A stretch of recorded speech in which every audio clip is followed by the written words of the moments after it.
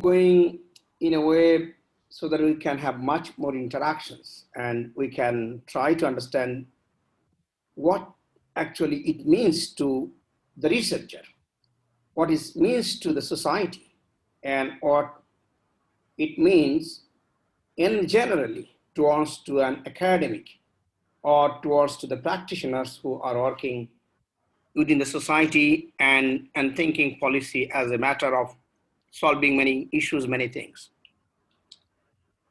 Before I go back to the motivations or what should I be presenting today and what I'm covering today, let me tell you some background. I mean, I should be said big thanks to Prof. Latif in order to make such an initiative to cover and ignored or an area which is unpopular, or I would quietly say that, or I would not, I'm not bold to say, but I'm kind of happy to say that it is an area where people try to deny, not to really step into their legs. And many reasons, probably one of the reasons is it tries one way to develop the society, other way it in some way critiques or criticizes the policymakers who should be as a process of think tank or the elite bodies within the society. So often we are reluctant actually to touch this area.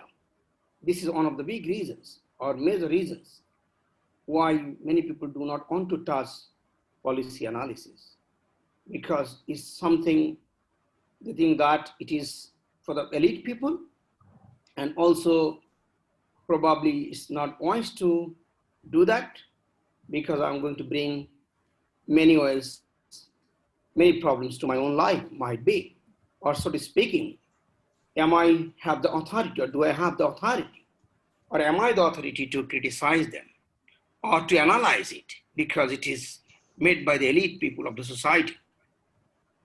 This is one of the reasons people potentially avoid policy analysis as a bread and butter or as to do the research. Other way is why people avoid it. There is another important reasons. People often try to struggle themselves. What could be a good way or what could be a good method to do the policy analysis? This is one of the reasons also people try to avoid policy analysis in terms of doing research or many more in their life. The second or the third issue that has already been happening around that is policy analysis something meant to happen like, do I analyze the existing policy in order to revise, correct, modify it, and to give a better policy for future? Is that the policy analysis? Or is it something a society is experiencing a problems? Am I going to come up with a better policy that is going to help? Also, many people see what is the linkage between policy, practice, rules, regulations. So these are the puzzles actually denied or demotivated many of us not to work on policy analysis. So one of the major agenda is it is something to do with the elite people.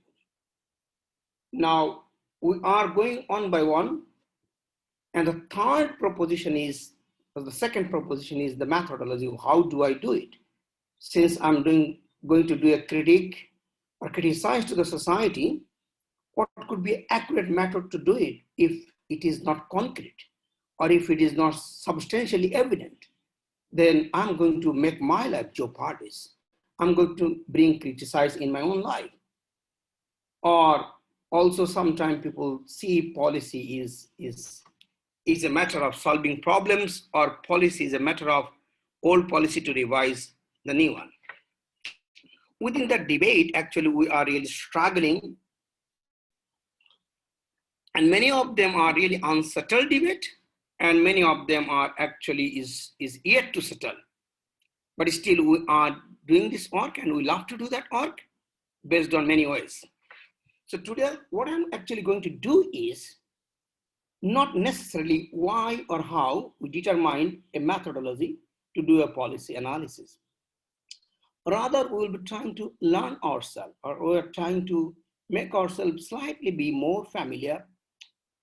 What are the challenges, or why we are demotivated to do policy analysis, and how can we be motivated to do this kind of course of actions? So the purpose of this today's talk actually not to really make us a very big policy analyst. I would say it takes times, it takes a lot of efforts, and it needs a lot of motivations that I really want to do that. And I want to do that because it's not that it is a subject that I like, or it is not a matter that I feel I'm competent. Rather, when you are motivated, or we are motivated, that I want to bring some changes to the society, probably that is one of the good motivations to be a policy analyst. So policy analyst, sometimes we need very mathematical background. Sometimes we need very cognitive way of thinking. So it's only things what is mainly important is the motivations. Do I really want to see the changes on the societies? In many ways, if that is the case, probably we would be a real on to do the policy analysis. Having said that, let me go to the slide. So, but I'm not a very smart in dealing slide and following slide to talk. I'm quite casual, I'm quite informal, and I would like that interactions to be in place so that I can really build a rapport. And that is how I teach, and that is how I actually deliver the lectures. So all the times, or even I give a talk, I love to be interactive. In live and participations, people ask, talk, even in between, you can also interrupt me if you really want to. So now, if you see the many books, including Wikipedia, you'll find this. And sometime, even I have been working quite a long, I would not say, but substantially long enough to the field, policy analysis. And often I mislead myself to understand what this is saying in Wikipedia, or even what is these big policy books are saying. So within that, they have some people say it's an approach, some people say it's no, it is not, it is a model. So in that way, policy analysis has been defined in 3 models. Many people love to say them as an approach. Now, why I'm saying it, because this is very important in many ways in order to determine policy analysis method and also determine the policy analysis problems. So one of them we see is analysis centric. What does actually the subject itself try to mean about it? Subject try to mean when we are dealing, or when we are going to make a new policy, or providing a revision of a policy, or trying to criticize a policy substantially, we might do analysis centric. What we do that, in terms of doing that, basically it's a technical way of doing. We go for cost benefit analysis, as one of them, which is a very much finance and also economics way. So people who are very good in cost benefit analysis and some mathematical modeling, at the end of the day, they try to define themselves, or they try to put them into a box. We are a group of researchers who is doing policy analysis through policy centric.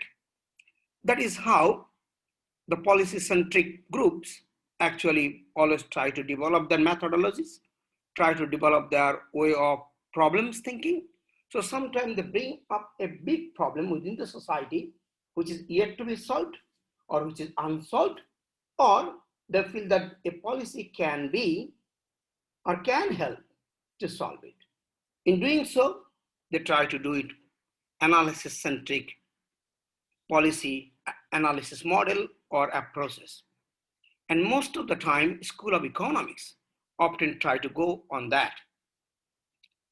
When we are coming back to policy process, educational studies or education studies is a long heritage of doing policy analysis through policy process. That is how education actually rules or work. The purpose of this on is slightly different than policy centric. This on try to see the stakeholder perspectives and try to bring a stakeholder as a main element when they are trying to argue anything within the policy boundary. So this is policy process analysis. And education, we believe, as a very democratic process, as a way of thinking very much society participations, so forth on. So theoretically, ideally, we always try to take policy process as one of the key metaphor or key tools to do our policy analysis research. And how do you determine the methodology that I'll talk slightly later on. But when we're trying to bring a problem into our mind, then we try to think that way. And if we determine the problem, only we can really have a method and methodology later on. Meta policy analysis is a very popular these days. And this is something actually talking about a broader policy in an international perspectives, then try to find out in a contextual framework where we should define the context, politics, local economy, local politics, local culture, superstitions, many more, and to test whether that is going to work or not. So this is where actually policy approach analysis model have been defined in a book or in a subject area. So when we are going to formalize a matter or formalize a way of thinking a problem of policy analysis, we should need to think slightly, keeping this in mind. Why I would say that?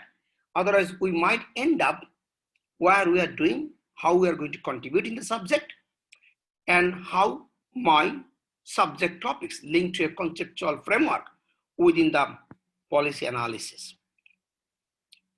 Now, if I happen to ask myself or other colleagues, can we tell an international policy that is working in the area of education?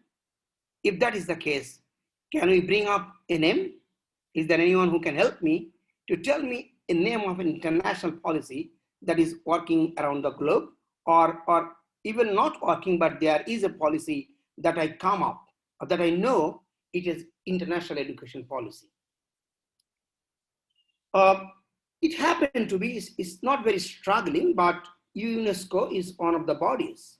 They're mainly responsible for international policy level working on education. So what they do, there is a number of policies. So when there was no SDG, there was a MDG. During MDG, they had an international policy which is called IFA, Education for All. Now they have been revising the policies and so forth on.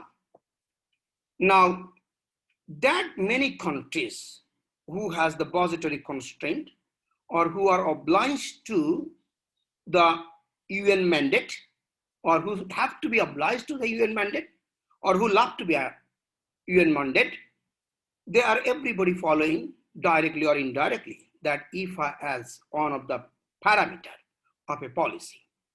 And subsequently, they are making their own policy in their own education system.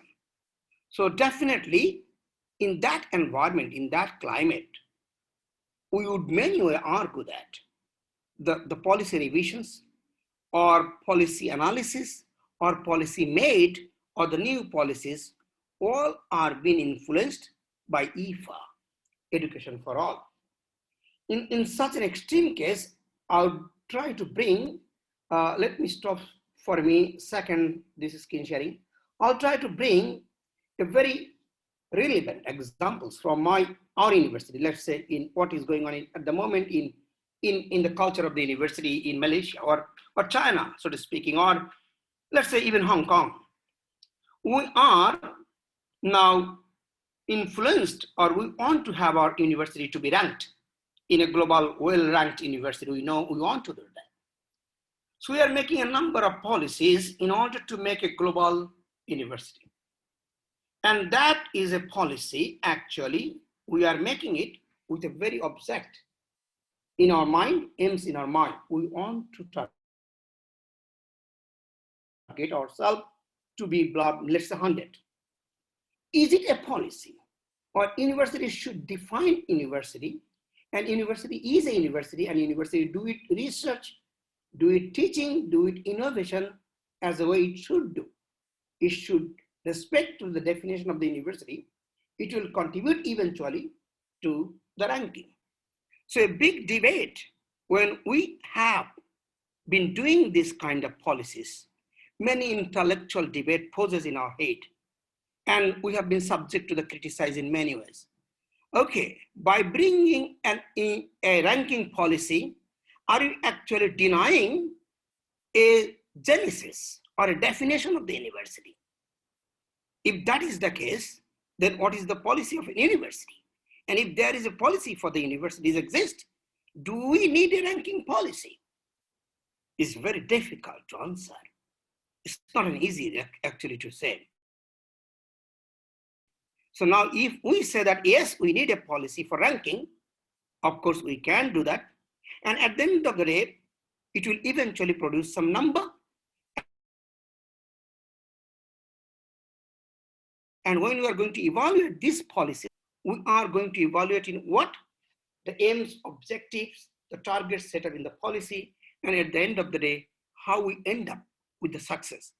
If we have a big story with the success means our aims objective is fulfilled, then we will be saying, oh yeah, we have done such a good job and we are happy, we are successful and the policy is successful. On the other hand, some people will be arguing. Literally, I have a very basic, striking questions. Why did you need it, for instance, in FAST? If we have a good policy of your university, and if we substantially implement those, and if we acted those in a nicer way, then there was a need of a ranking policy. Or ranking will be a byproduct of the university policy itself. But practitioner would not listen that. I had a many series of meetings with them. They must say that because people are not abide by the policy, and people do not understand the true definition of the university, and people are not respecting what the university is all about, especially the academics. So we have to come back to control them in a way of policy. So we do it and let us get the success. So if we evaluate that kind of policy, then ultimately some will be adherent group. They will come back telling us very good stories. These are the success. And they will measure those success through numbers, because policy aims, objectives, and the gain is always produce a number. And this is how policy end up with its own analysis. At the end of the day, many policies produce numbers, and we determine those as a success. But some critique believe that policy analysis does not relate with the numbers. What they do, they relate with the goals, aims, objective, and to nourish the society as the way it should be. This is a very big debate around the world, and we simply cannot ignore those debates. But at the end of the day, what we need to understand that we are telling that, or we are giving an emphasis to the society that, yes, I'm connected that. Now, if I would say education for all, it has given a very big numbers around the world, Africa to Southeast Asia, Mozambique to Zambia, Zambia to Bangladesh. Every places, if you go, education for all, and if you see the success, you will be seeing a very good number. Every places, and education for all monitoring team in the UNESCO office, which was headed by Prof. Said Yusuf some time back. Then it was headed by Prof. Pauline Roche, who is in the Oxford at the moment. And some time back, I was also working with them. And we evaluated ourselves as a very successful story. And this successful story given us to have a SDG.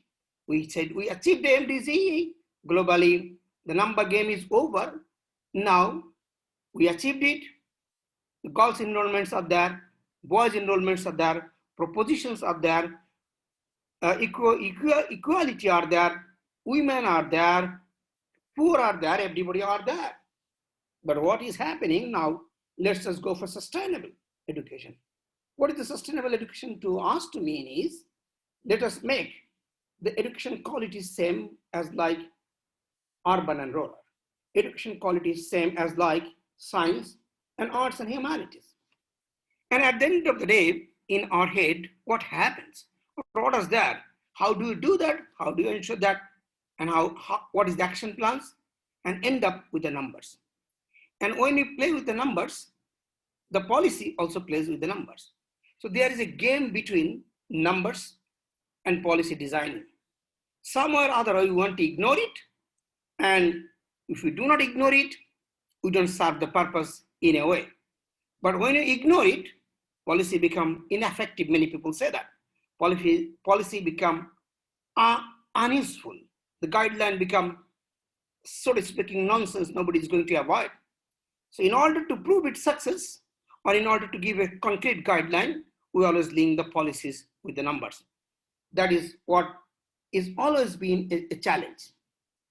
So let me go back to the sharing. So as I was speaking on it, so I just give you some background.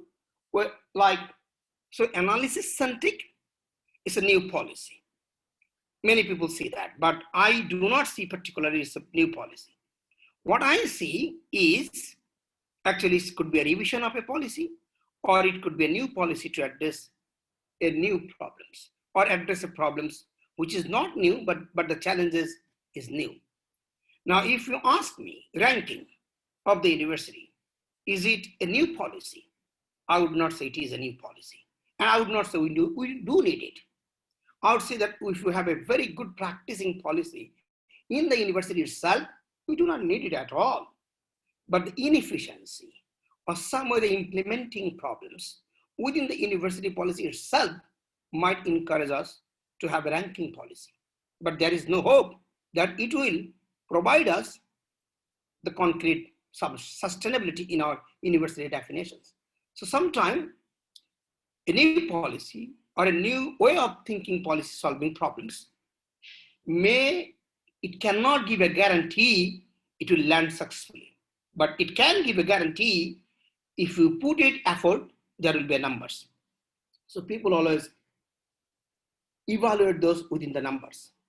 Policy process, actually sometimes I define it helps to implement a policy. If we involve a stakeholder within the process, then it's easier to implement a policy. Meta policy analysis or meta policy is sometimes a bigger policy. Like say, women empowerment is a bigger international policy. And everybody accepted that is needed. Also, if we say nowadays, disability also become a part of the policy. So now these are very internationally emerging issues. And when you try to twin these issues or bring attention to the local community and try to advocate it, then it becomes a policy. Now, what is not a policy at the moment is very big debate. Even environment people, environment scientists, they said they are going to contribute for the policy. Also engineers who are principally responsible for the modernizations or principally done the modernizations, they are also policymakers for the modernizations. Now many modernizations happen to have a crisis of the sustainability. So sustainability become a different group of the policy. So policy become a very unique way of dealing nowadays. Now, in doing so, what we do, because it's the 21st century, we do not have a new policies and we do not think that we can accommodate with a new policy. In doing so, we do very define detail of a problems. Now, as I speak earlier, or as I speak few minutes before, that policy itself can be a problem. Policy itself can be defined as a problem. So we have to think, are we doing policy as a subject now, or are we dealing problem as a subject? If we are dealing policy as a subject, we can also do the same thing, verify, define, detail the problem, means problem of the policy. If we don't want to do that, still fine. If we find something is a problem, then we can verify, define, and detail the problem. But in order to make it under the policy research, we need to find out the solution in a way is policy.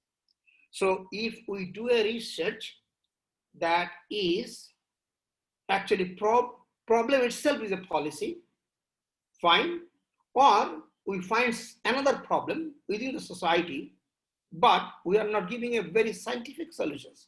Rather, we are integrating many solutions together and giving a solution through policy, it could be part of them. Then we have to establish a evaluation criteria where the methodology part come in. And often we are overly emphasized by qualitative and quantitative. In a developing society, our method is often with quantitative because we feel it's easy to solve scientifically correct. So many people always try to make themselves comfortable or to be a comfortable zones. We often try to find out a research method or doing something in a method of quantity. Then we can prove it is very much scientific. Often we ignore qualitative because we feel like it's a very difficult to accept the robust criticism involved in the qualitative research or qualitative method. And how can I defend those? And what is the way to defend these? But so we try to ignore. Then after this criteria, we can again check alternative. So if there is a policy, we can only say there is an alternative. If there is no policy, we cannot be happy to tell that this is the alternative. So alternative only comes when there is a policy or there is another policy, not directly to that, but in another way. Now, in that case, I often refer to our MCO. MCO was given referring back to a policy. So sometimes there is a policy or there we need to refer, or sometimes we need to bring out a policy. Now, these diagrams is a kind of subjective diagrams. It has been taught well in the subject of policy analysis. But to me, I was taught this subject many years before, but this didn't help me at all to do the research what I'm doing at the moment. Rather, what helped me, I'm going there now. So these are kind of a puzzling thinking what to do, how to do, where my position myself. Am I positioning myself, bringing up a new policy or revising a policy in order to solve an existing problems that society experience? Or am I actually going to argue of an existing policy that giving the problems and we are going to solve it? So if we can really make that as a very clear point of argument in our motivations, in our introductions, providing data, providing evidence, providing argument, probably the motivation part of a policy analysis, some way is slightly done. That is how the argument we often make. Now, in this process, what is very important, again, I'm going probably the second slide might look like a repetitions, but I would like to make this repetition because it is very important for me as I grow myself this. Policy as a weapon of globalizations. We are living not in an isolated world anyway. We are living in a very much globalized world. We are living in a world where one country cannot perform in it itself. One country can perform better, but of course, in order to perform better, they need the help of the other. So policy as a weapon of globalizations, or actually globalizations impacted the local policy. That is a very important way need to be taught. During the colonization era, many countries we are under colonized. It was a very, very much formal British colony. So British colony definitely has a different way of policy perspective. And many colonized countries refer back to and give the responsibility or always blame their colonized policy is to be the main hindrance for their development. Let's see, if I have to talk in Bangladesh, often the policymaker will blame to the colonized policy that was made in Britain or made in order to rule or in order to rule the country. Now, when I happen to do the research, I never find that they change those policies, but still they blame that colonization or British colony makes such a policy which has derailed our culture, derailed many things in many ways, and we cannot stand our own fate. Colonization is over. Nobody asked not to remove those policies. But still, we are not removing those policies, rather, we are bringing new policies. Or sometimes we are trying to modify those policies. So, but we are happy to blame them. But during that time, actually, if you ask me, or if I have to define colonization as a basic part or the first chapter of globalizations, this is how the world is globalized. If the East India Company was not there, probably the tea wasn't being popular today, or the coffee was not being popular today. So East India Company around the world, they made businesses, the Portuguese scam, the Malacca and all those things. So that is probably the birth time of the colonizations. So during that time, did colonizations make a policy, or policy helped them to make the colonization of the world? It's a very important debate and unsettled debate. Many people say colonization of the British colonizations or Portuguese colonizations or many colonizations happen to give us the policy. Or actually they make the policy in order to rule us or in order to govern us or in order to make us colonized. This is a very unsettled debate. But what we do, we often blame that colonizations gave us the policy. Actually, it is not a colonization gave us the policy.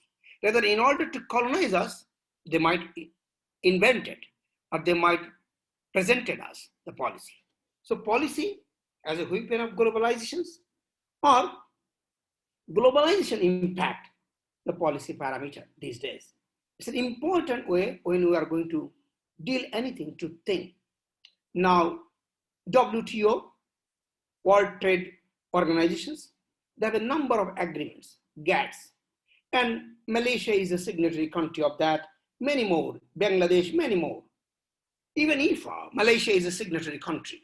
And if you see the education indicator in IFA, or in Malaysia is also overly influenced by the IFA activities, gross enrollment, net enrollment, many more. And the way UNESCO has defined, we have considered that as a success parameter in order to see the performance of our education policy. So one is, do you need to think policy as a weapon of globalizations or globalization impacting our local policy? Then let's begin with the contextual reality. Now, in the contextual reality, I would bring a small examples. It may not be a popular example, but sometimes I bring that examples. In an English school, international school in Malaysia, or even in many countries, a child education spend is more than a salary of a professor. There are schools in Malaysia. There are schools in many parts of the world. So a child expenditure is maybe 120K in a year or slightly more than that, if you calculate food, transport, everything. So now this is allowed practice, and at the end of the day, they also helping in the feeder of our IFA because they are increasing enrollment and so forth on. Now, many ways the argument can be made, our public school, do they spend 120K for per children? Maybe not, or maybe yes. That part we do not answer today. But of course, there are efficiency tests between public and private, and sometimes private wins, public lose. But also there are cost benefit analysis, sometimes private wins, public lose. But a policy analysis would argue rather than in a different way, income expenditure of the whole country's phenomenon, and whether this international school is actually feasible in a society where many people are still under extreme poverty, or whether it is creating a discriminative society, or whether it is actually bringing in a way of thinking, okay, what we learn as an education is not become within those boundaries. Rather, many schools or many way of parents, teachers, academics, stakeholders, bringing education in a different parameter. And they're saying all this has become part of education now. So definition of education has extended out of the box. Dancing become part of the educations. Many things become part of the education, how to take a spoon, how to eat, all those become part of an education. Why? Because actually society used to teach culture. Society used to teach societal values, norms, everything. So when society has been taking a paradigm transformations toward another society, then society may not be competent to teach that. So they have to rely on somebody else who can be a so-called mummy to teach them. So mummy's activities now being taught into the school. And this has become a part of the policy, and we have to accept that as a fact. So now this is how policy and its influence, globalization is happened to be taking place around the globe. So in that way, the argument, when somebody is going to do a research, they can find out an argument where actually they want to feed into the argument. So now, motive of policy and policy motive. So now many people is not through motive of policy, rather policy motive. So I have a policy, let me take the opportunity of that policy. So policy motive and motive of policy.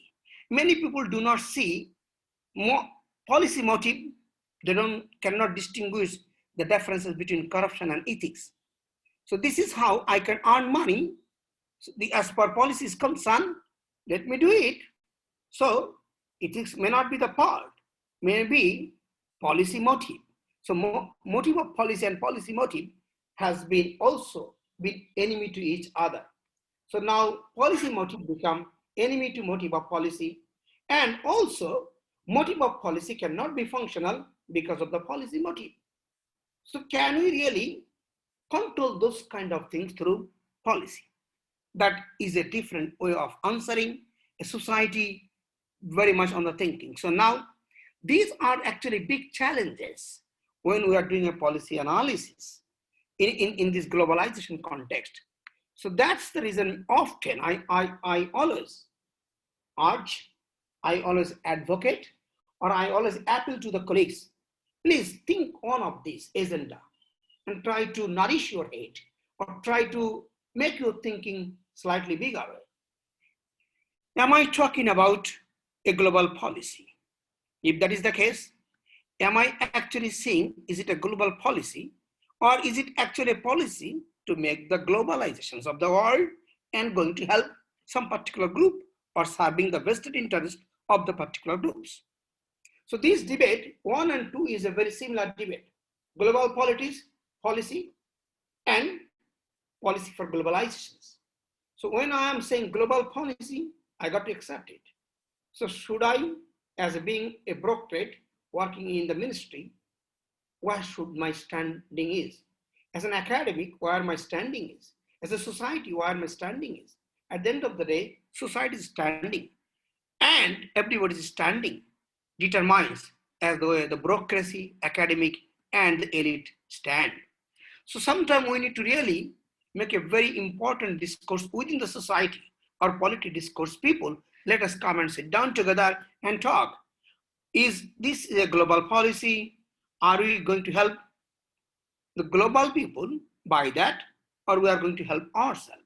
Or is this policy is to make the globalizations, Or is this policy is to help us to be compete in the race of the globalizations? So are you going to compete in the race of the globalizations, or are you going to compete in the face of the globalization or the following? So these often discourses need to be coming. Contextual reality and challenges that could be influenced by the economy, culture, religious, many more. Many more there are. Motive of policy and policy motive, that is a very important in emerging countries. So macam tak fair lah kalau for example Now, once I have settled from here, and in some way here, I'm just struggling myself actually to settle down myself to do a research on policy analysis. I'm trying to just work on my motivation. That's all. If we can work on here, we are just struggling ourselves to find out a real motivation, right motivation for myself to involve in that. So this is a motivation part in order to work on policy analysis. So motivations is important. Now, when we are doing the motivations, after that motivations, we need to think a smarter framework in our life, what is happening. So many people, ratification is one of the policies. So like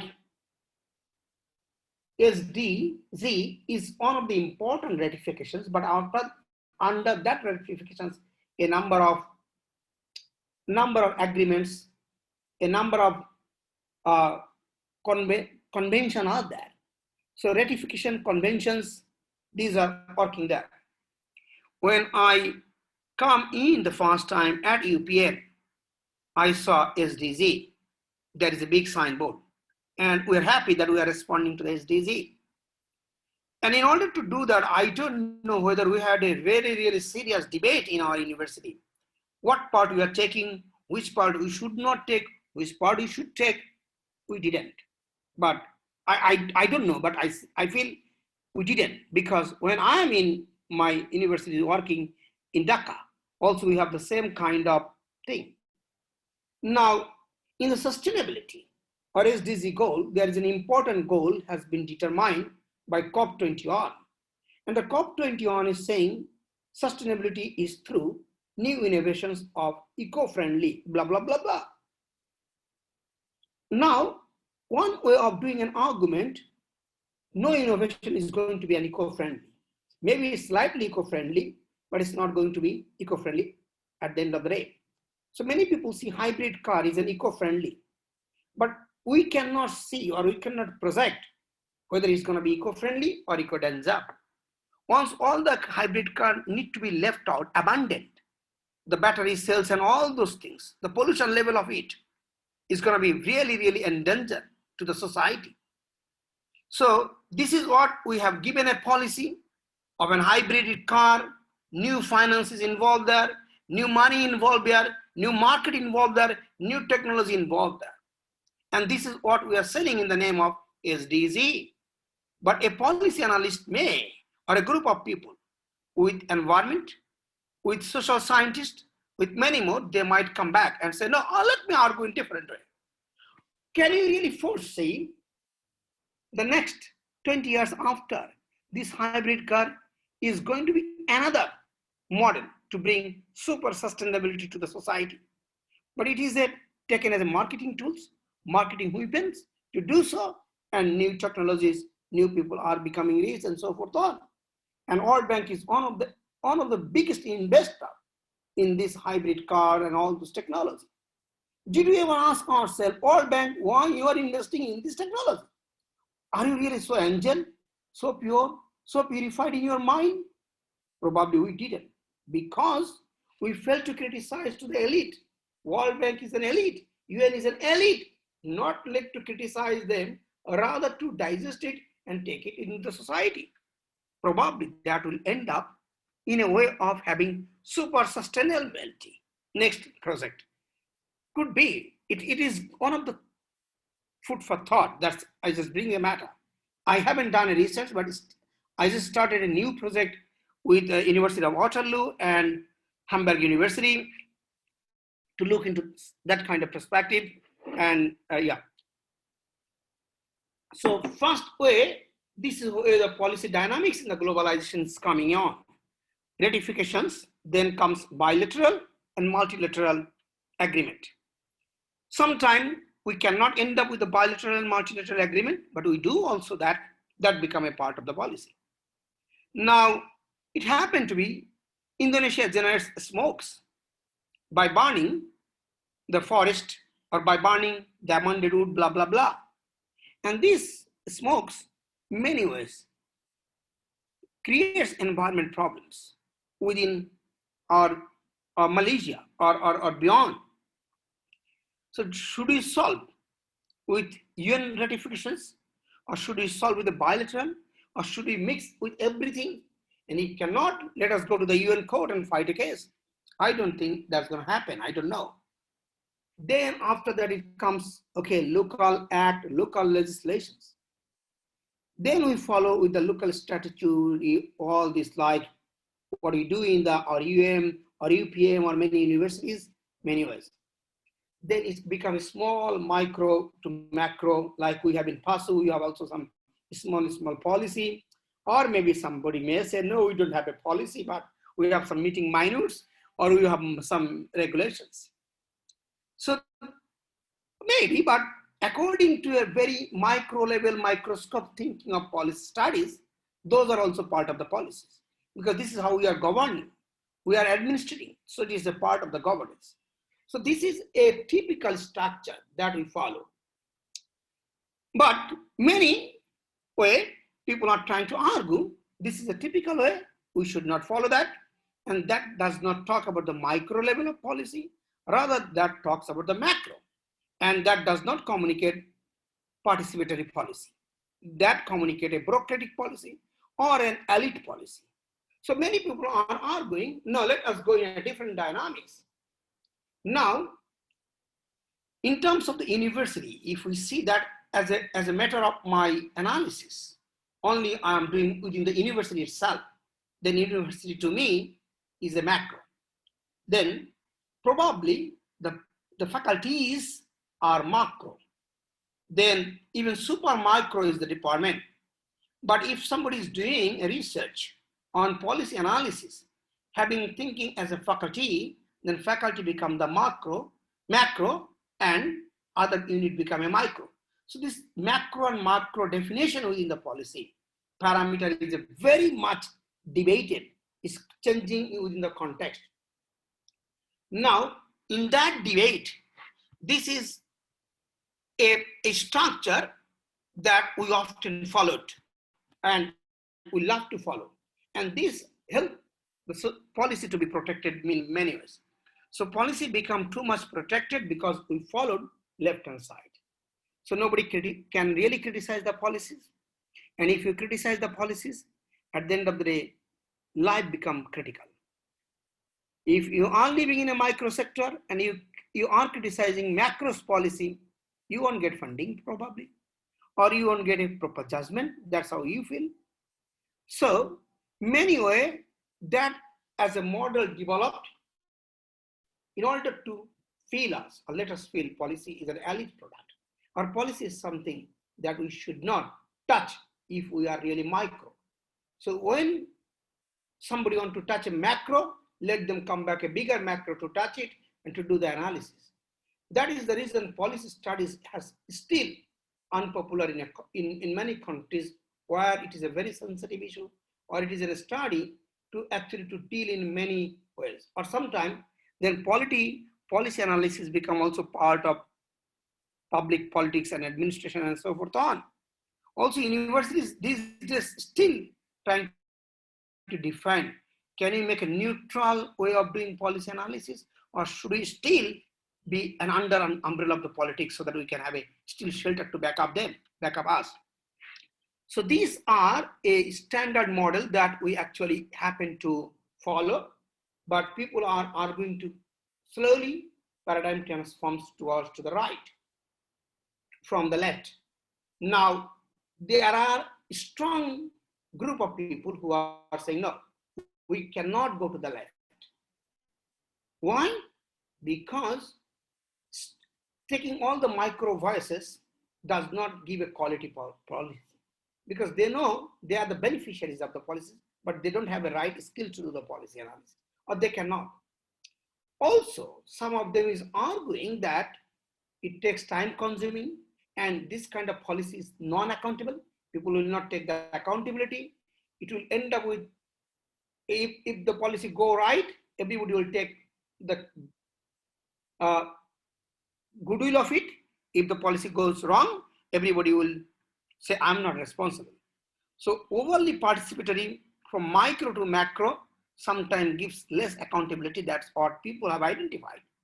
Or sometimes it also takes a lot of time consumptions. And when the policy goes right, everybody will take the credit of it. It goes wrong, nobody will do that. So that's the reason many of us, or many of the people, is saying that no, this is not the way we should be doing it, rather than we will be following left hand side. But at the end of the day, we must respect that beneficiaries are the core part of a policy, not the legislators, not the policymakers, or even not the implementer. But in this dynamic society, that is again really like water, liquid, it moves from one place to another place. If in a faculty, like then we professors, maybe deacon, everybody, we make a policy, students become beneficiaries. But if an university policies for staff development, probably we become beneficiaries. So actually the beneficiaries around the globe is turning towards, and also the legislators and policymakers are turning towards. So we need to really find out a dynamic ways so that it talks beneficiaries' mind, and it gives the beneficiaries in a way of thinking that there should be something hard about mine on. And during this way, many people brought ICT as one of the very important element to design, implement, or do the policies, implementing the policies, designing the policies, because they believe that quality voice and quantity voice both can be considered, or both can be collected in a very quicker manner of time, and they can be analyzed, and ultimately people will be having participatory feelings without jeopardizing all those things. So now a new dynamics has come into the policy discourses, how to incorporate ICT or latest technology in terms of designing policy. Before it was very much on orthodox model, how to only collect the data and all those things. Now people are testing the policy metrics and many things in many ways through ICT as well. So now when the dynamics is that we are also much challenging in a way how we are going to do it. So now let me put another reactions or another way of arguing. In that case, now norms or ethics, policy rules, regulations and practice. Now let's say we are following traffic rules. Surely we do. And probably why we are following traffic rules? Because traffic rules is a part of the policy, is something part of the legislations. Now, in a country where there is no traffic rules, they don't follow, they end up with a lot of traffic and many problems. Now, in a society where traffic rules come in, probably it was not a country, it was so they executed it through policy regulations, fine implementation, so forth on. After having been benefited by those policies, what happened? People actually taking it as a habit, and it become a part of the normal norms. So many people obliged to the traffic rules because it's become a norms of the society. So policy sometimes can be converted into the norms. The successful of many people do not determine by the numbers. Now I'm telling you a different stories. So success of a policy, many people see by numbers only. And especially policymakers love to see that by the numbers. So my policy is successful because it has been evaluated, tested, and it has tested by the numbers and it was fine. But the cognitive analyst, especially uh, uh, the good school in our field, education policy is Bristol is one of the very good school in doing that. So their argument is a very clear and crystal clear. They don't believe in a number way of doing it. They said, if the rules and regulation converted into norms and ethics, and people are doing it by self-driven, we would recognize that as a success of a policy. If this generate a number, how many people avoid by the rules, we don't see this is a success of a policy.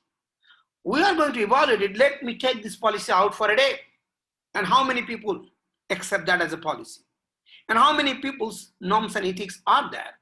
So they test in a different way. They have a control group of the populations, and then they invented the policies and they give it to the policies to them and for a certain level of time. And then they come back and revoke these things. And if this become norms and practice, they believe, yes, that's a good policy, or there is no need of revisions, or is functioning well. And many schools believe that is a very important way of doing it. Because why? Because they feel that if we do that, implementation costing of a policy is too high.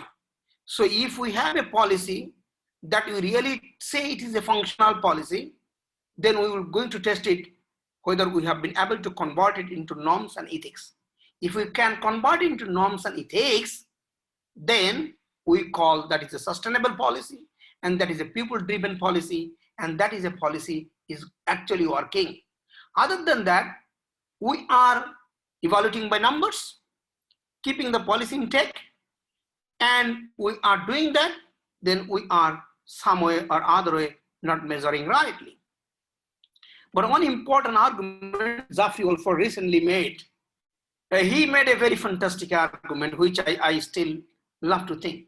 He says, even norms and ethics, if you measure by that, still not working, because people does not have a very strict norms and ethics. The norms and ethics is always influenced by policy, by the economics, and the way they live, the way they survive. So survival also make them to make it as a part of norms and ethics. So that's a very big debate, recent debate we are trying to put it, and that's a good debate too. Now, policy, rules, regulations, and then practice. Now, many of we have a family small policy, brushing the teeth. So it is a rules, or let's say come back at 8 o'clock in the night. So some places it is now overly practiced, or so forth on. Policy become a practice, and practice then become a norms. So ultimately, what happens? Many people are not testing by numbers, they are testing by these way. What? Policy rules, then rules and regulations are implemented, and if it is implemented without many tensions, without less tension or no tensions, means the rules and regulations is fine. So first they evaluate rules and regulations or a policy, then they see the implementation stress, anxiety, tensions. Now, let me be a bit of funny way. Now in our KPI, regulations is so much anxiety, giving so much sweating. So if we evaluate in that framework, probably the rules and regulations is not going to be hypothetically tested nicely, or the tested maybe fails because it's giving us a lot of sweating. Then practice also, whether we are practicing or whether we are not practicing norms.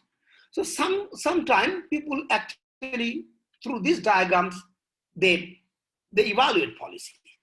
But many people is arguing, eventually, if we take that as a parameter, it's still the same. It's a number game again. Why it is a number game? Because it's again elite-driven way.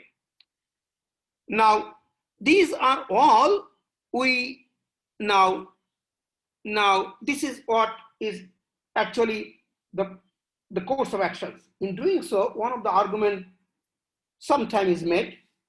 I'm not sure whether you are familiar with that, but let me tell it. If it is wrong, just forgive me. But this is one of the observations I myself made. my colleague Tony Bushmate, and also another colleague of mine, Christianini, we made this kind of observations, but it's like a perceptions of us. Still, we are trying to think about it, whether we can do a research on it or not. Now, one of the days we are driving to Johor Bahru, and we saw many car with the number plate is S. So we got to understand that it is a Singaporean car. And then we started, because we had a 3-day trip in Johor Bahru. So we started, then I just forgot that, who, probably Tony. Tony has raised the matter, whether policy-driven people or people-driven policy. Let us think about it. Probably he is the one who talked about it. I'm not very sure, but still it takes my heart. And I feel like if he didn't tell, I would say that. And I would take the authority of, this is my terminology, but fortunately it is not mine. So policy-driven people or people-driven policy. Now, Singapore, they have a heavy strict traffic rules and regulations. Even daytime, your car is not allowed to bring if you have a red number plate.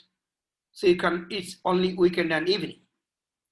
Now, when we see this car is coming to the Johor Bahru and driving, nobody followed. Nobody followed the mileage sign. Nobody was following 90 jam per hour, nobody. So now, if you follow those cars and go back to the Singapore, obviously you are going to see them, they are going to follow it. Second things we notice that they are managing the traffic police, or even they cannot manage it. They think that, okay, let me take the car in Singapore, nobody is going to fine me, and if the fine is too low. Now, that is something very much reckless in driving that we have noticed that, and we wanted to understand whether it is influence of education or it is actually policy-driven society, not people-driven policy. That is what actually we wanted to understand, but we are still trying to figure it out whether we can get a funding to do that kind of research. So now, policy-driven society, they have a very good traffic system, traffic rules, they follow. But when they come in this country, they do not follow. And literally, and surprisingly, many of them. And obviously, they are educated and they are following it in the country. Second is, I also noticed that they are taking the petrol in their car as much as they can. Probably if they have 2 tanks, they would fill this tank because fuel is cheaper in here. Now, do you think that most of them probably do not understand why the policy is made, that the fuel cost in Singapore would be high? Probably they know, but policy did not. So they take the advantage of the policies.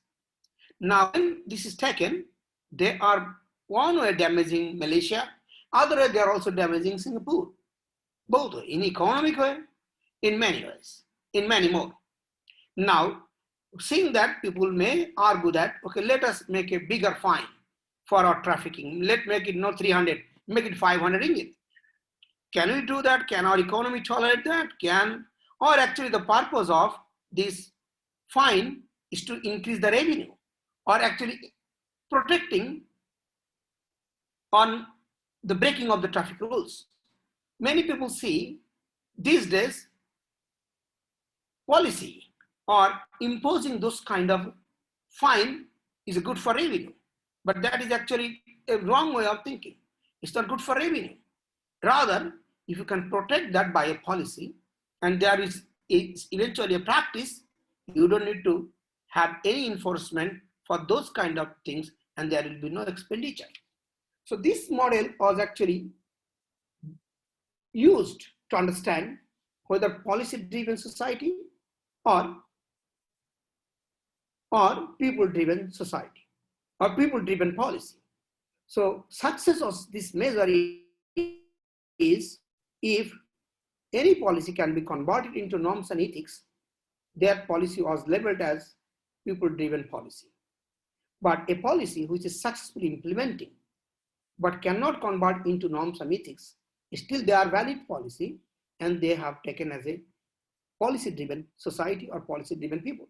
So where we are taking our society, that is also a matter of understanding, that is also need to be done. Now, when you are doing that everything, you need to really test in many ways. Sometimes any small thing we say we do, many would argue say you have break the constitutions. This is not supported by the constitutions, blah, blah, blah, blah. So constitution is something need to be supported. So are we going to change the constitutions, or are our policy as the way constitution is formed? That debate we will make later on. Then also we need to understand intersectoral and intersectoral connections. Sometimes education has a much connection with the social policies, many social, religious, agama schools, mosque, many more. So mosque policies also been influenced education policies, and education also influenced by the mosque policies too, or something is happening, practicing the mosque.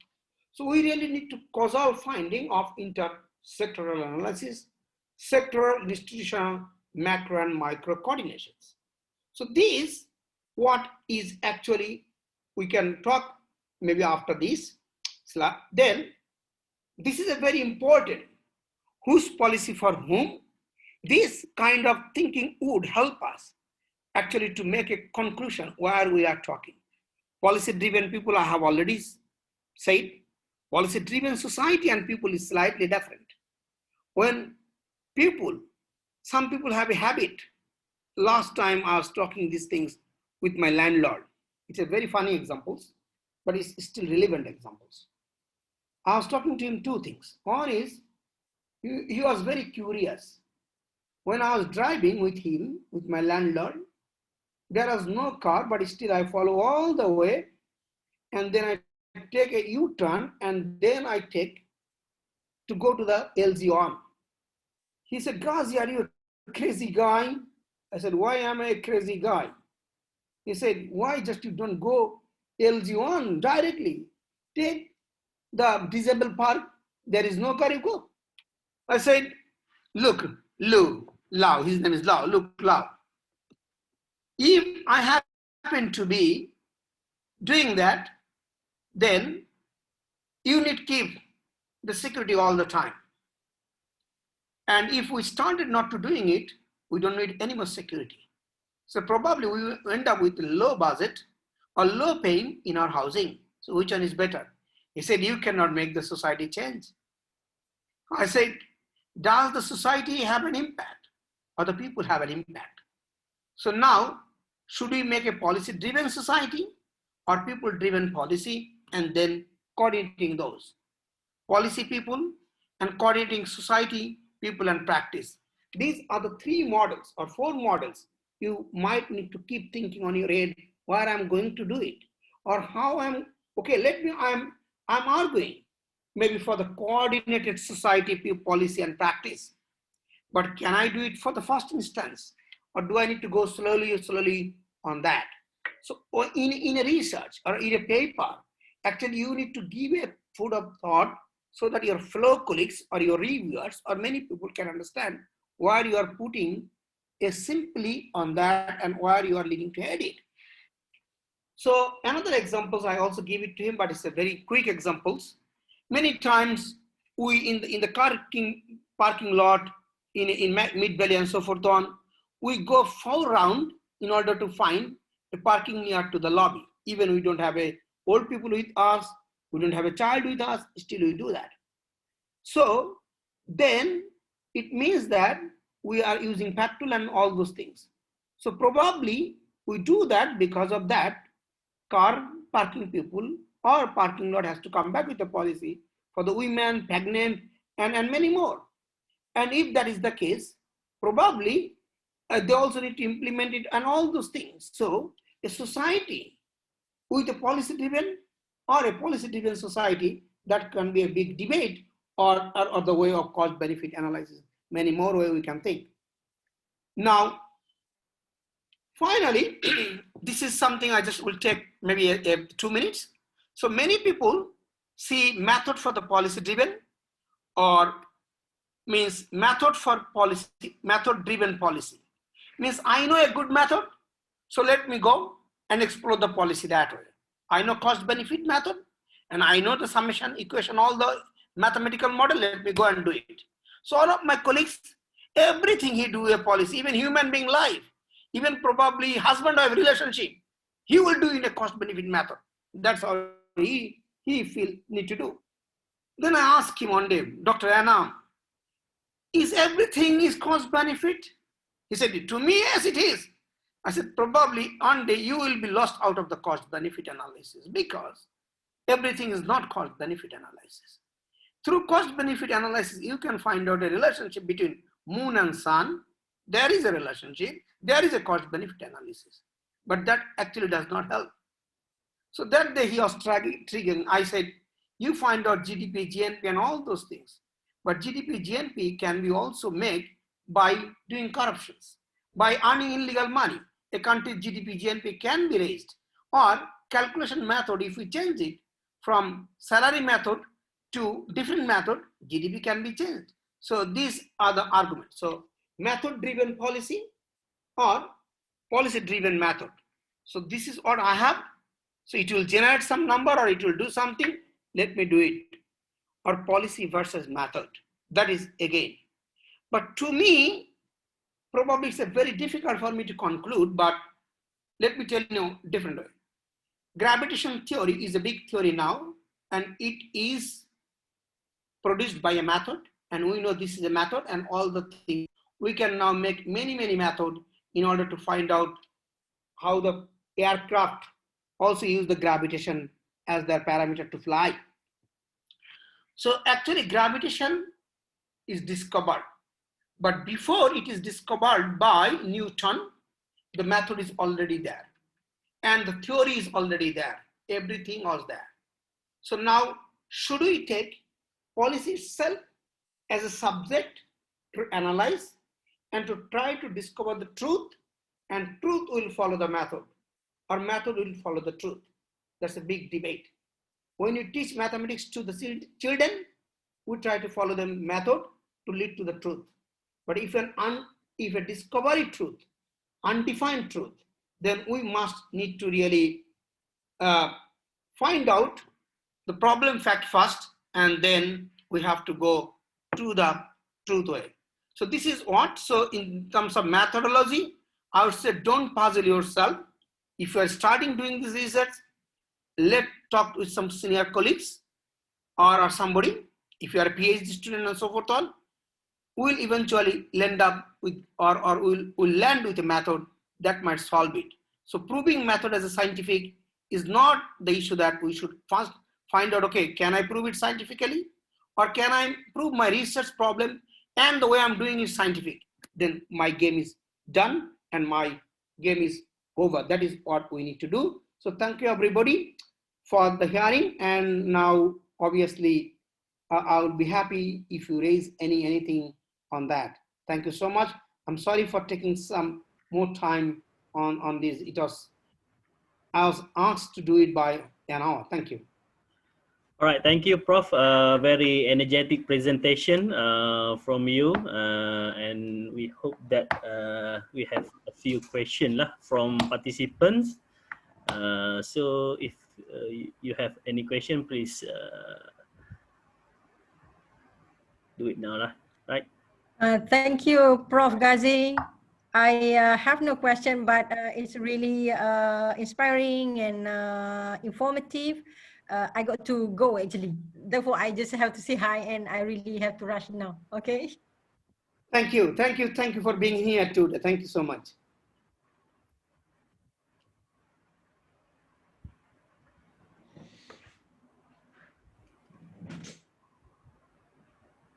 All right, anyone?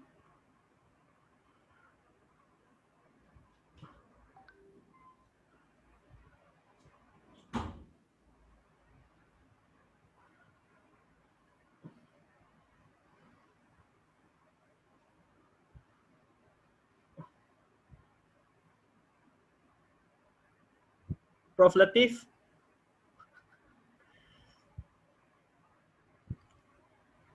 Yeah, doctor. Any question, Prof?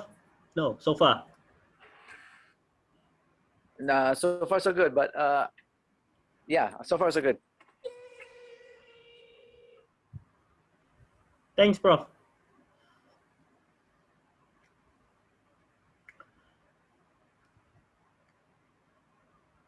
All right, if we don't have any question from participants, so far thanks to Prof. Gazi lah, for deliver presentation. I think we have a good session for basic guide to the policy analysis. All right, hopefully we can continue for this sharing session for next for the policy analysis. Right. So before I end the session, let me recite Al-Fatihah and Surah Wal-As.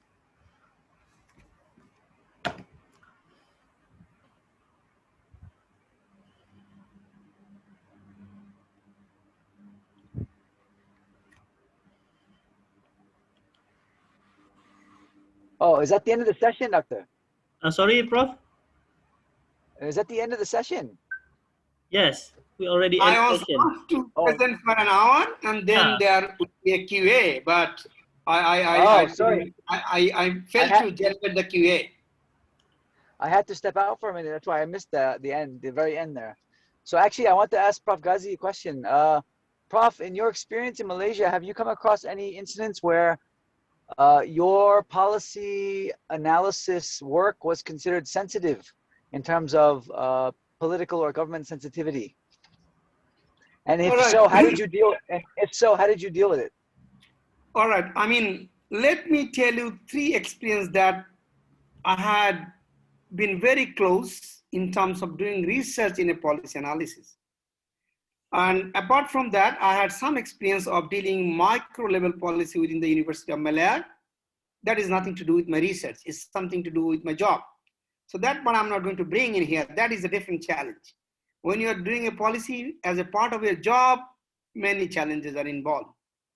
But we did a research on private higher education. My PhD student, she used to work at Taylor, myself, and one of the gentleman who was a Secretary General or Deputy Secretary General at the Ministry of Higher Education, Dato Abdur Rahman. So these are the 3 people who started doing a research. Fundamentally, we find out a very interesting findings. Like we have a tier 1, tier 2, tier 3, tier 5 universities, or whatever way we define. And then I just happened to be found out that all the tier 5 private universities, their income level is so high. The students' income level is so high. Then, obviously, is the quality educations or tier 5 may not be connected with the socio-economy. But we wanted to tell in a nicer and polite and humble way. We need to actually find out a mechanism not to change the tier 1, 2, 3, 4, 5 in defining, rather how the poor student is studying, or maybe not private university, nobody is poor, but slightly less economic people who are there involved, how they can be part of the tier 4, 5.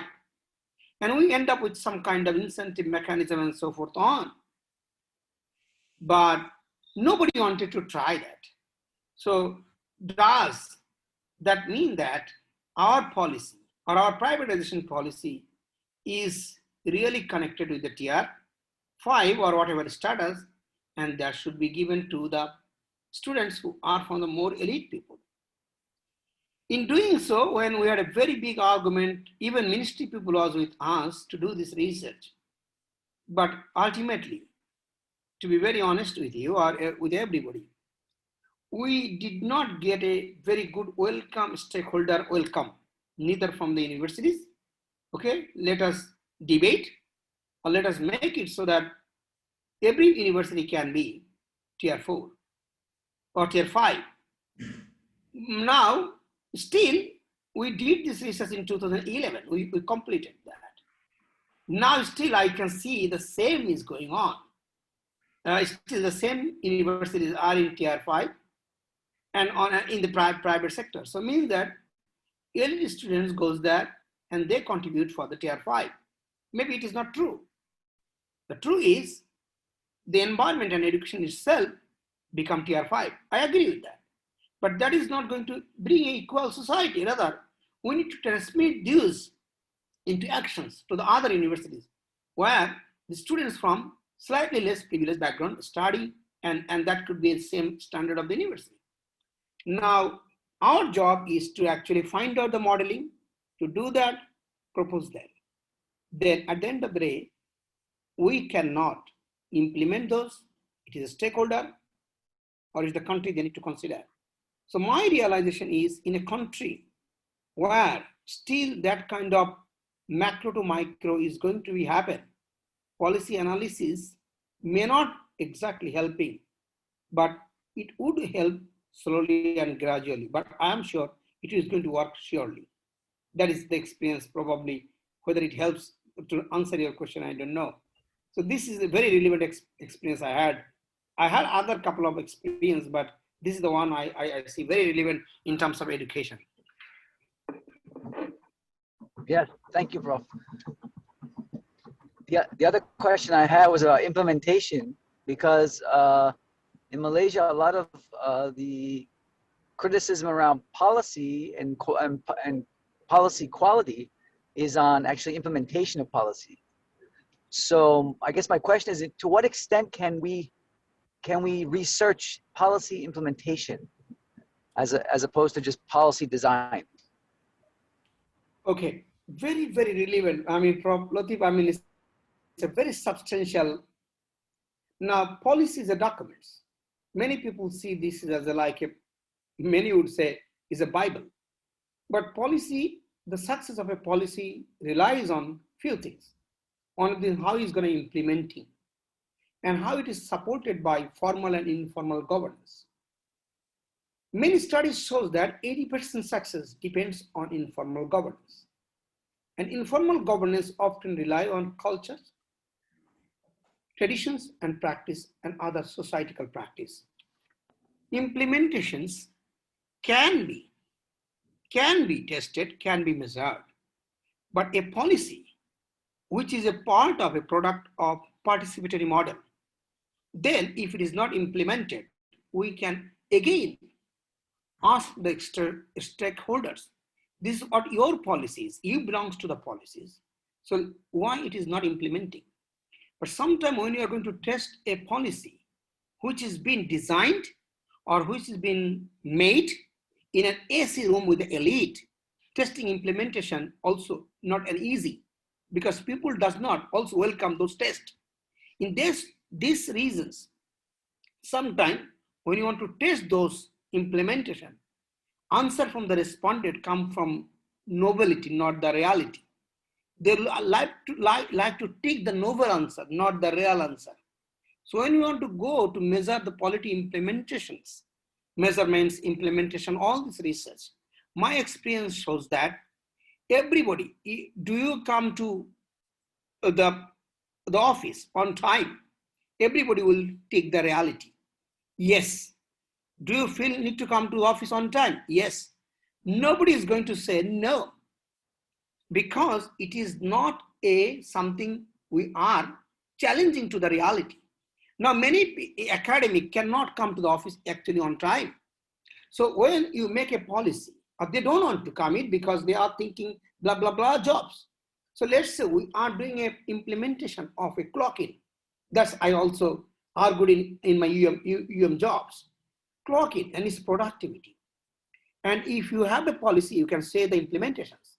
Nobody actually will tell you the reality. Rather, they will go for the novelty. And the novelty is the society's perceptions. So checking an implementation of a policy also influenced by the checking of novelty and reality. And novelty and reality is become a very important issue in terms of policy implementation checking. It is therefore very important, before we check the implementation of a policy, we need to check it. whether the policy is democratically right, qualitatively right, and in terms of policy metaphor, it is right. So when a policy is right in 5 tests, one is policy metaphor test, it is right. There are many software these days can be. Democratic test, it is right. Practice test, it is right. And the quantitative versus qualitative test, it is right. After all this passing of the test, then probably it's easier actually to investigate the implementation level of that. But many cases we found to be happen that policy is not passing this realism test. So if the policy does not pass the realism test, implementation would not pass the realism test too. So once the policy passes the realism test, that is make the implementation realism test, and then always there is room for development. Now my answer to your questions, after that things, slowly and surely, the culture, tradition, all those things would change. But without that, it is not going to change. Now, I can bring a very important examples that I had experience in doing a research in Nairobi. In Nairobi, Kenya, Nairobi, and I was doing another research, another part. So they have a very on-time school processing. They have to be on time, otherwise very penalized. So in the Kenya, the on time is set at 8 o'clock. And this time is actually set in an AC room, 8 o'clock. So AC room, all the brocade ministers said at 8 o'clock. So Nairobi and the capital people, they can do it because their parents are okay to do it. So 8 o'clock coming. And the other people where the children helps to their parents. In the morning, farming jobs, many like Pachar Malam, all this kind of job, they cannot. Pushing those actually made a huge dropout. So what actually they needed to do it instead of timing policy, rather incentive policy and penalized policy. But penalized policy of the time for the town and penalized policy or incentive policy for the kampung or the rural people. But they didn't do it. And they followed UNESCO pattern. Everybody has to be in the school. And they ruled the society in that way. And they turned up with a lot of crisis. During that time, I was an UN staff. So I was deployed to do the research, why it is happening. I just simply come up with the policy was made without the will or without the participations. I would not say participation, without the will or without under society. Probably the kampung folks cannot they cannot give their opinion, they cannot participate. But we find out how the kampung behaviors pattern is, living pattern is being into a topic. And then we have to find out the money market of it and the influence of this money market. And also you have to find out the private tuition money market and all those things. Then bringing all the money together, we bring out there is a cost benefit and the way of doing it, only then we can make a very good timing. Then we did a simply different policy. We said 2 ways of schooling, morning and whatever way are going, if they can follow all of them, we are fine. And who is going to follow and the economy level is blah, blah, they are going to have this. But in order to reduce the traffic jam or traffic congestions at Nairobi and many places, we come out in a different packaging.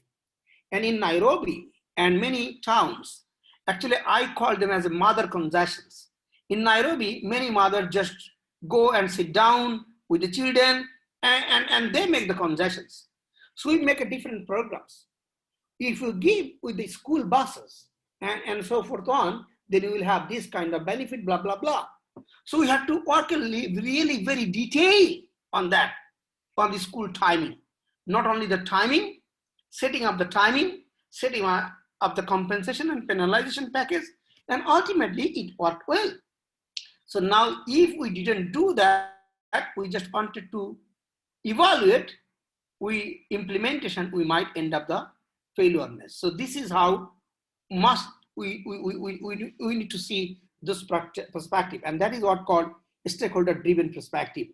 I'm not sure whether I have answered it, If not, then I can try one more time No, if I understand. that's great, Prof. That's great. Very clear. Thank you.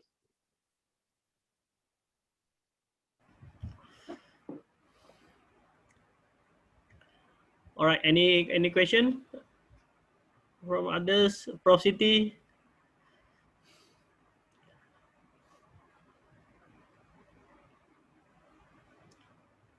Prof, your microphone is muted. We can't hear you, Prof.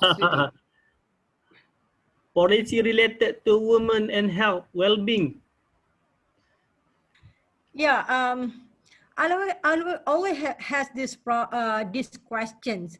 I saw that there is always top-down and bottom-up policies going on, and when the top-down, I think it's much easier to get through the policy become a reality. But when it become a bottom-up, you know, that like is a bit slower. And if you can help me or help us how to make this process become smoother and faster, that would be great. Okay, Prof. Siti, if I understand you correctly, let me rephrase it, or let me tell you whether I have understood it. You're saying the top-down policy making more problems in terms of implementing. So we want to make it bottom-down policy. Is that correct? Okay.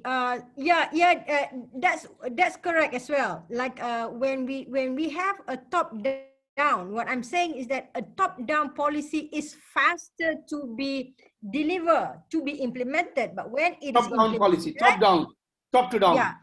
Okay. When it's implemented, it may not necessarily produce a good result.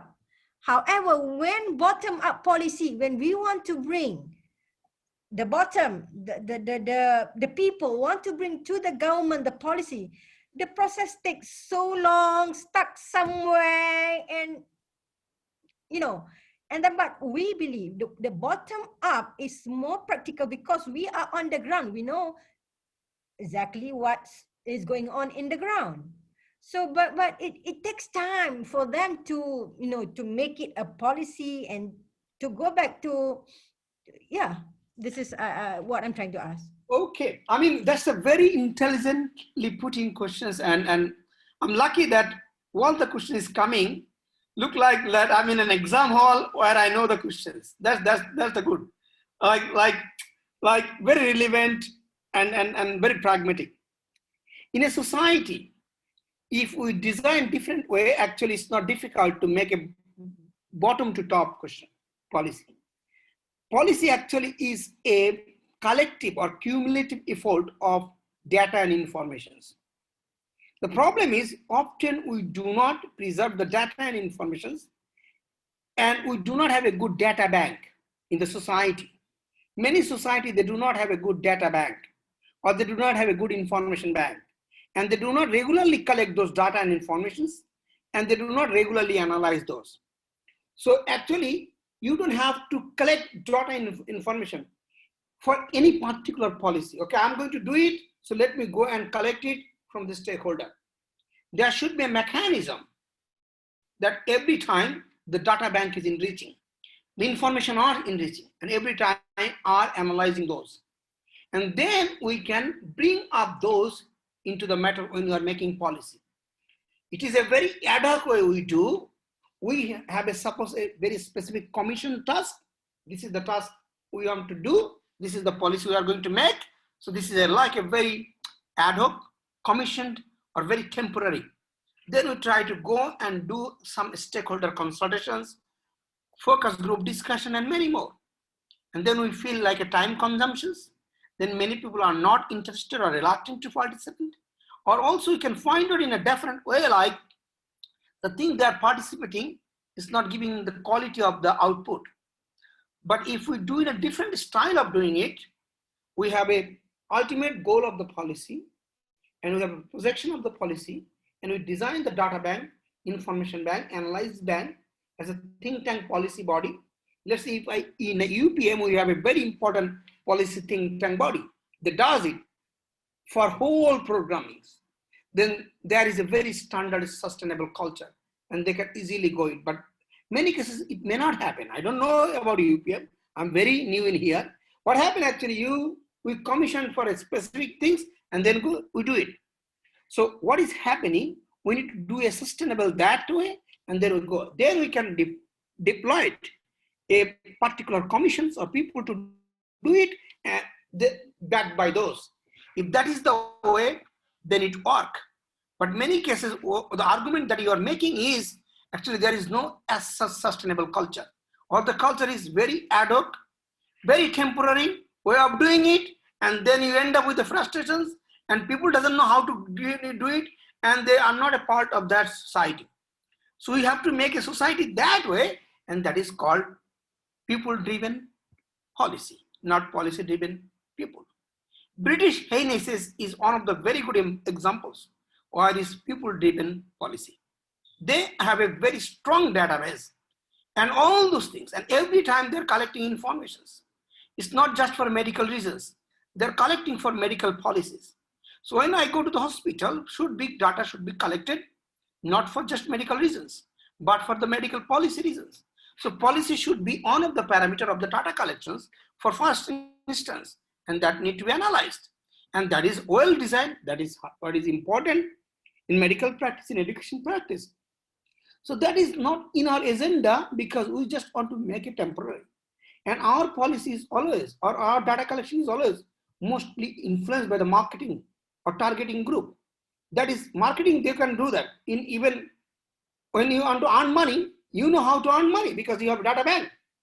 So that is what actually need to be societal paradigm transformations. If we can do so, top down is not going to be a policy. Top down is going to facilitate, going to coordinate, and going to actually monitor or execute the policy. But the policy will be coming from a huge societal driven data information backed up by the support, which is urgently needed, importantly needed in order to address the question you raised. And I'm very happy that you raised this question. And you and Prof. Lotip, whatever, both the questions you raised is a very important topic. But unfortunately, the problem is we are academic. We didn't bring a policy analyst, a guy who is really doing policy on our behalf. If that is the case, they would really eventually understand what to start, how to start. So even we can start from our faculty.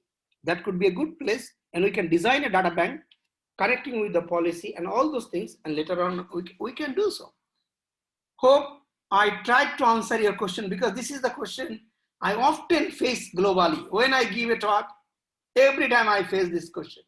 So it is a very common question that I have been facing all of my life. So thank you for bringing this question. It's a very intelligent question, and it gives me good mark, I guess, because it's a question that actually always everybody asks, and we pretended to answer in different ways, but that is how my experience talks. Thank you, Prof. If I answered it, fine, thank you. All right, thank you, Prof. Siti. Thank you, Prof. Gazi. Anyone?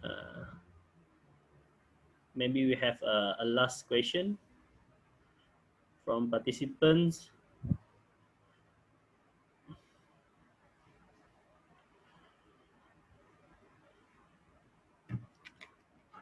Slide, yeah, a slide. I read a message like sharing the slides. Yeah, I can email it to you, no problem. Or I can give it here also. If you are in here, then we can have the slide from here. No, not a problem. Prof, there is a question, I would be very happy. Right. Prof, basically the policy related to, sometimes related to political manifestos. All right. So sometimes when the policies come out, and then after 5 years, it's changed. So how to get a novelty and the reality based on policy implementation, especially in Malaysia lah. All right.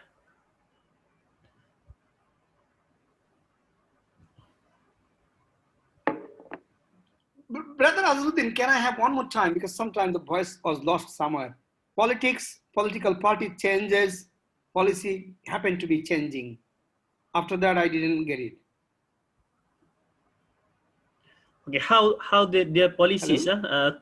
keep changing, and then how the policy implementation become the novelty and go to the reality, Prof.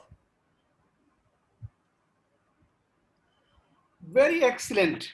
Let me take some of the blame from my side first. In the 21st century, politicians comes to the university, right? Many of them, mostly. Bureaucrats comes to the university, all right? Many more come to the universities. Now, in this 21st century, we are saying that policy are keep changing. Keep changing doesn't matter. Keep changing is a matter. Keep revising doesn't matter. But when it is keep changing, that is a very worrying signals to the society. Why it is an worrying signals means you do not either value other people's, their opinion, their brain, or you feel like everybody is Tigasuku and they don't have anything in their head. If that is the case, you are also a Tigasuku. That is what next generation would tell you. So if everybody is Tigasuku, you are the one who is perfect, you have a problem. And if you see everybody is Tigasuku, you are perfect, next generation is going to tell you, you are also Tigasuku. This is an anxiety, this is a society where much anxiety prevails. Why this anxiety prevails? If I go to now different stories, this anxiety prevails a society where the dynamics is happening, education is taken as a commodity. And if education is taken as a commodity, those society does not tolerance, does not have a respect, and does not have a society with a bondage. A society with a bondage can debate, can argue, but at the end of the day, they can come back with something concrete. So somebody who is designing the policy, probably, he is not convincingly arguing. This is why you have to convince. Rather, he is arguing as a politically convinced. So what is happening? The policy or legislator has to argue it in the subjective way, an objective way, not in a political way. So when you ask me to defend the policy, I'm not going to defend it in a political manifesto. I'm going to defend it as a policy analysis way. And then I'm going to connect my politics into that. But that we don't do often. We connect our politics first, and then into the box, we try to feed into the policy. So many times, our manifesto, sometimes let's say I want to empower Malay. Let's say this is my manifesto, no harm. Empowering Malay is a concept of minority empowering, that's fine, that is a concept. How to do it? Sustainably do it, and you do it temporarily. If, like in a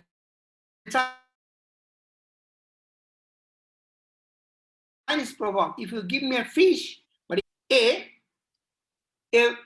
weapon to hunt the fish, I'll fish it forever.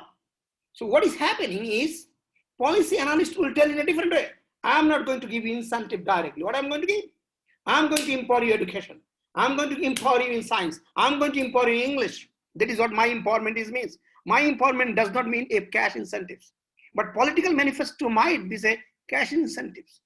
So if policy analysis come back, they will put in a pocket of a mathematics, science, do it, tell it, prove it. Both of them have a good intention. We want to empower somebody who is victims. I'm happy to do that, but let me do it in a correct scientific way. So politics must be put into the manifesto of public policy. Public policy should not be put into the manifesto of politics. That is the unfortunate reality happening around the world. And if that is the case, prolong and prolong, I will keep you answering the same thing, prolong and prolong. But if it is done as soon as it is done, as quickly as it is resolved, you are not going to ask me these questions probably during that time. Then I don't have to answer. But during that happen, I have to keep answering that thing. Political manifesto must be supported by scientific evidence, scientific guidance, and that is called public policy guidance. Political manifesto should not control public policy scientific evidence. That is what we need to do. And if I am asked to do it, I'm going to do that. Therefore, many people always ask me or blame me in many ways. Like in Bangladesh, if you, I happen to give a lot of... Great answer, Prof. Okay, then fine. All right, then I have Great, another Prof. thing. Fantastic answer related to our current situation in Malaysia, political abuse. No, I don't want to put that all, but I want to put in a way, public policy must be support the manifesto of the politics. But it will not live under the umbrella or under the belly of the politics. Simple as that. If we live under the umbrella of, under the belly of politics, we'll land in no man's lands. All right, thank you, Prof. Great. So Surya we have Ali, another, I think another asked, question yeah. from Yeah. from audience. Yeah, go ahead. How? Sorry, Prof. Gazi, can I ask a question? I think Yeah. Syed Ali also asked on question. So can I answer that? Then I answer your own. Excuse me. Right, Dr. Jainab, I think Syed Ali asked one of the questions. So let me react on that. Then I will react on your own. Okay, sure, Prof. Oh, very, very methodological question, Syed Ali, you asked. Okay, let me bring you very practical examples. Let me know your background. Are you from Iran or Iraq? No, I'm from the Iran. Also, Okay. my bachelor is about social planning. All right. Okay. All right. Your bachelor is in social Planning. planning. Okay. Let me try one of the very important examples often I give to the Iran, Iraq, and Middle East context. And many people see as a very critical way of doing it. In the Iran, or in a many Middle East, you are overly depending on meat, not fish, for your protein. Why? Because in the country, there is a lack of fish. Now, people invented to get it and the fish from the sea fish. So we are going to get the sea fish in that area. Now, somebody said, no, we can have the protein from some seed. So seed is also very challenging in the country of like Middle East. Now, you wanted to check validity and reliability. Now, let's say you want to make a policy for the protein or nutrition for your country. You are a very nutri guy who is doing a lot of research on nutrition or balanced diet. And you are in a society of Middle East. Now, protein is one of the important sections of nutrition and many more minerals, blah, blah, blah, blah, blah, many more. Now, when you go and ask many people how many times they eat protein, they cannot tell you. How many times they eat meat, they might be able to tell you. How many times they eat seed, they might be able to tell you. Okay? So these are all research you are doing by asking the questions, and you can also justify whether what is the protein level they have. And you can end up telling that this is what we need. But this is called a reliable by testing your sample size and so forth on. But if I happen to be in your case, what I'm going to do this research.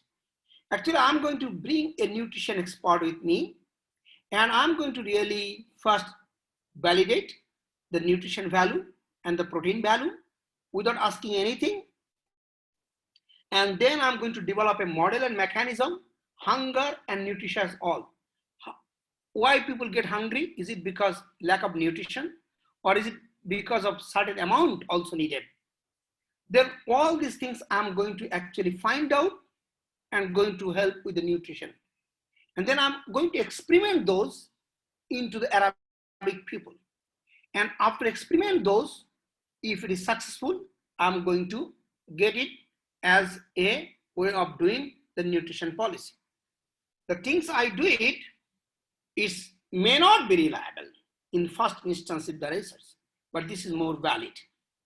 So when you are doing a public policy research, some of the things you need to test through laboratory mechanism, or some of the things you need to test through practice, what is happening in the other countries. So you bring this practice and you bring this practice and laboratory test there, and then you go and try to experiment with your sample groups of people. Many people, if it is like Amartya Sen and many others, they will do in 2 ways, control group and non-control group, which I don't particularly believe in that way. I believe that if this is something is really good, then we have to don't do it in a control or non-control group, rather we can do it in a time variations. Let me do in a time variation. If the time scale is fast, then it's fine. So many people do it time, control and non-control group, but I do my research most of the time with the time variations. Okay, if something we believe it is going to work, so we give it to massive people without doing any control or anything. As much as it can collect the samples, we do it and give an interval of the time. After the interval of the time, again we test it. If successful, that's fine. That is how I do it, but you can also do it practice test, instrument test, and also lab test, and after that control and non-control group. If that is the case, you can also find out your validity and reliability. Or also what you can do, you can not do this control and non-control group, which is ethically not sound to me as a, that's the reason I just always do is time variation testing. If the time variation testing passes, I just say this is the things it has passed. So this is how I do on the matter of public policy. So if I ask to do a nutrition policy, I'm not going to ask any question instant fast to the audiences. What I'm going to do actually, I'm going to develop a nutrition parameters based on the social practice, economical practice, and many other what is ongoing practice, and then I will come back with the 3 models or 4 models. And I'm going to test these 4 models to the 4 group of peoples with the time variations. And ultimately, which one success, I'm going to take into the incorporation of that in designing the policy and determining the policy. I'm not sure whether I have answered it, but this is what I would do. Okay. All right, thank you, Prof. So we have another last question from Dr. Zaina, I think. Huh? Yeah, thank you. Question, okay. Sorry, my major is social science research methodology. I always ask some basic question. So, for example, if I want to do one policy relevant systematic review paper, my concern is how we can develop a good policy relevant question. To me, still, I'm confused which kind of the question can make my policy relevant systematic review highlight, or for example, I can explore more. Can you tell me which kind of the research question I can consider in the Dr. Zaina, let me try then. First is, are you going to measure the success of the policy or impact of the policy? Come again. One is, are you going to measure in your research, or are you going to evaluate or assess in your research the impact of the policy, if that is the case, on your forming questions? Or are you going to actually test the aims and objective of the policy?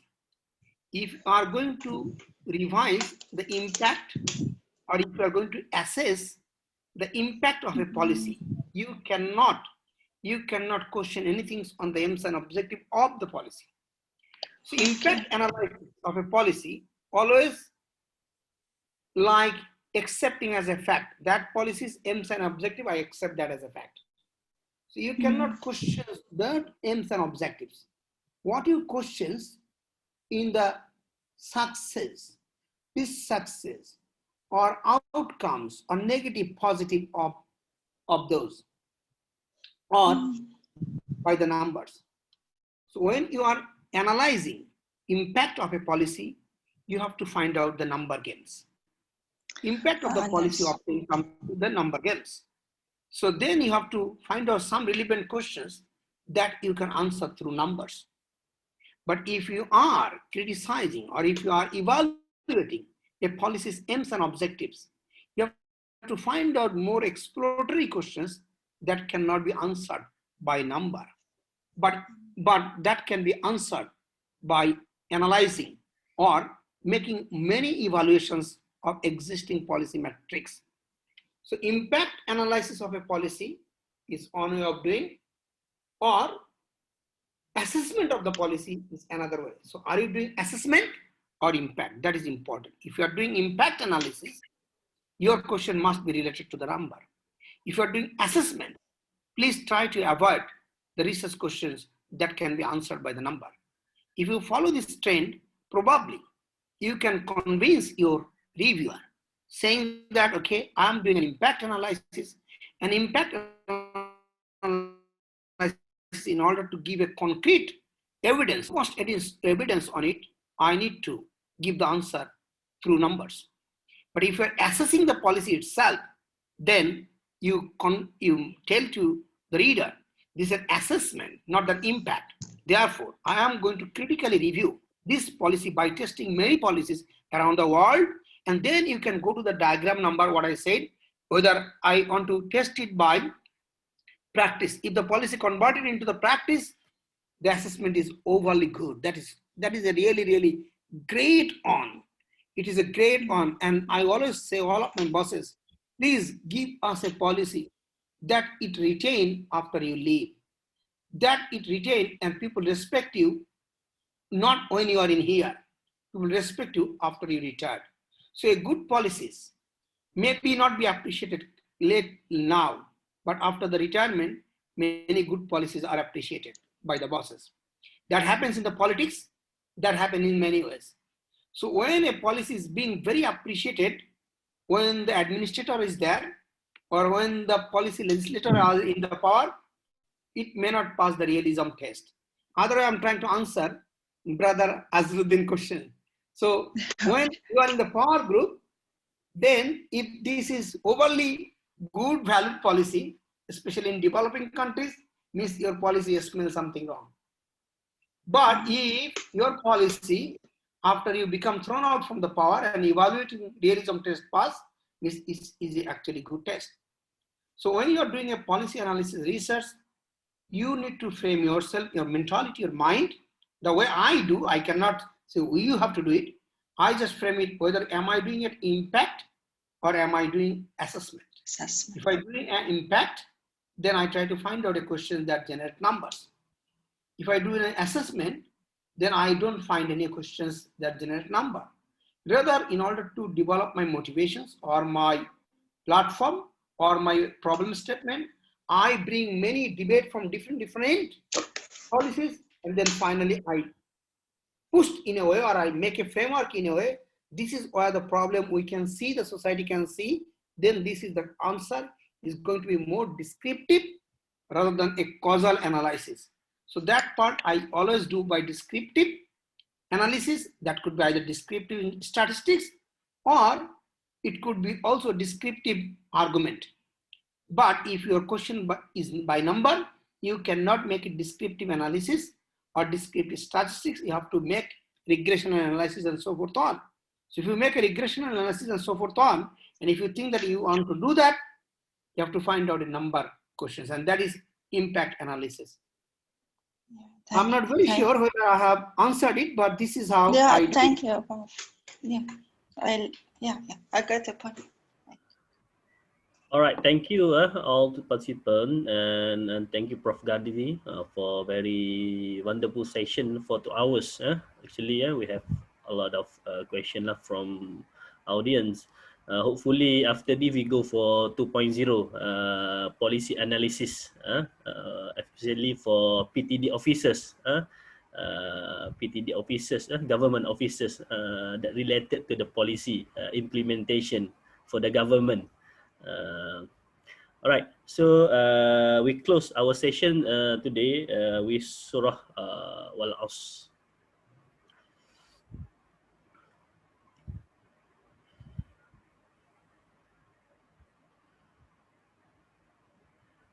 Thank you so much, Prof. Gazi, Prof. Siti Aisyah. Thank you. and all participants. Assalamualaikum warahmatullahi wabarakatuh. Bye bye. Waalaikumsalam warahmatullahi wabarakatuh. Thank you very much.